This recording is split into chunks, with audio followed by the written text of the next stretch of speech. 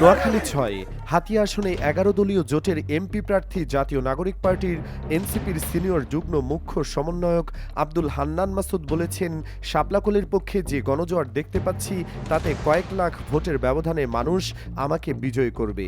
মঙ্গলবার ২৭ জানুয়ারি হাতিয়া পৌরসভায় নির্বাচনে গণসংযোগে তিনি সাংবাদিকদের এসব কথা বলেন। হান্নান মাসুদ বলেন, দীর্ঘদিন ধরে এ দ্বীপের মানুষ বঞ্চিত ছিল। জন্মের পর থেকেই শিক্ষা, স্বাস্থ্য, যোগাযোগ সহ মৌলিক অধিকার থেকে তারা অবহেলিত। তবে দ্বীপের মানুষ আর অবহেলার শিকার হতে চায় না। এনসিপির এই প্রার্থী আরও বলেন, আমি সরকারের কোনো পর্যায়ে না থেকেও মানুষের জন্য যে কাজ করেছি সেই কৃতজ্ঞতার জায়গা থেকেই ইনশাআল্লাহ এই দ্বীপের মানুষ আমাকে কয়েক লাখ ভোটের ব্যবধানে বিজয়ী করবে।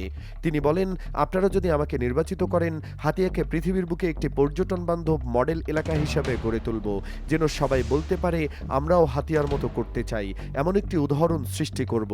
এ সময় হাতিয়া পৌরসভার জামায়াতে ইসলামীর সেক্রেটারি মাওলানা তাফসির, জামায়াতে নেতা মাওলানা তৌফিকুল ইসলাম, জাতীয় ছাত্র শক্তি হাতিয়া উপজেলার সিনিয়র যুগ্ম সদস্য সচিব মোহাম্মদ সাইফুল ইসলাম সহ নেতাকর্মীরা উপস্থিত ছিলেন।